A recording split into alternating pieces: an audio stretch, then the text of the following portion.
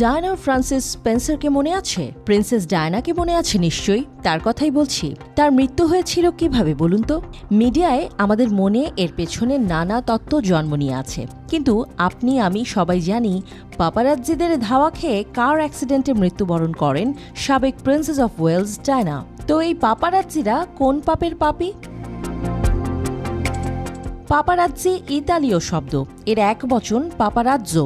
যে সকল ফটোগ্রাফার নির্দিষ্ট কোনো ইভেন্ট ছাড়াই বিভিন্ন তারকার ব্যক্তিগত মুহূর্তের ছবি তোলেন তাদেরকে আমরা পাপারাজ্জি নামে চিনি। শব্দটির আক্ষরিক বাংলা অর্থ ভোঁ ভোঁ শব্দ করে ঘুরে বেড়ানো পতঙ্গ। কি ভাসছে চোখে? ভনভন করতে থাকা মাছি? তাড়ালেও যে যেতে চায় না। এসব ফটোগ্রাফারকে কাজের স্বার্থে মাছিদের স্বভাবই ধারণ করতে হয়। সংবাদ মাধ্যমে ছাপা আলোকচিত্র, তারকাদের কোনো প্রেস কনফারেন্স অথবা লাল গালিচা অভ্যর্থনার অনুষ্ঠানের ছবি, এসবেও এখন মন ভরে না ভক্তদের। শোবিজের মানুষগুলো বেডরুমে কি করে, পারলে সেই খবর মিডিয়ার বিনোদন পাতায় ছেপে দেয়া গেলে যেন সবার মন ভরে। মানুষের এমন আগ্রহের ওপরই দাঁড়িয়ে আছে পাপারাজ্জিদের পেশা।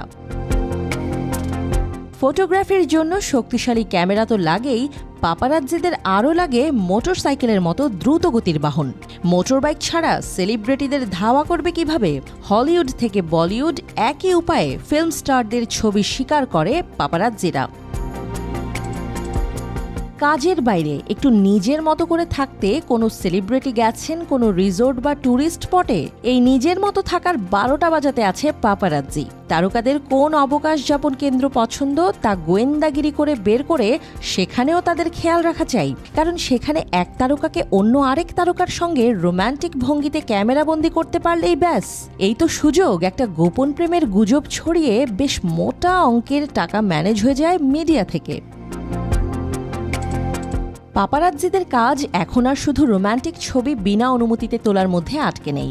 কোন চলচ্চিত্র তারকা কোন দেশে কোন রেস্টুরেন্টে খেতে গেলেন, কোন ব্র্যান্ডের পোশাক পরে গেলেন, এসবও ক্যামেরাবন্দি করে আনতে হয় পাপারাজ্জিদের, কারণ এখন যে বিজ্ঞাপনের যুগ। কোন মুভিস্টার কখন কোথায় যান পাপারাজ্জিরা তা জানেন তারকাদের বহু দিনের অভ্যাস অনুসরণ করে। অনেক সময় সেলিব্রিটিদের গাড়ির নম্বর ট্র্যাক করেও নিজেদের কাজটি সহজ করেন তারা। পাপারাজ্জিদের নিজেদের মধ্যে বোঝাপড়া থাকে। একজন কোনো খবর পেলে বাকিদেরও খবর পাঠায়, অমুক জায়গায় এসো, শিকার পাওয়া গেছে। এয়ারপোর্ট বলুন বা জিমনেশিয়ামের মতো ব্যক্তিগত জায়গা বলুন, সব জায়গাতেই হাজির হয়ে যায় পাপারাজ্জির দল। উঠতি থেকে পাকা আসনের সেলিব্রিটি কিংবা যাদের ক্যারিয়ার পড়তির দিকে কেউই বাদ যান না, তারা নিজেরাই পাপারাজ্জিদের সামনে নিজেদের পার্সোনাল লাইফ উন্মুক্ত করে খবরের শিরোনাম হন। খোদ শোবিজেই এমন গুঞ্জন চালু আছে।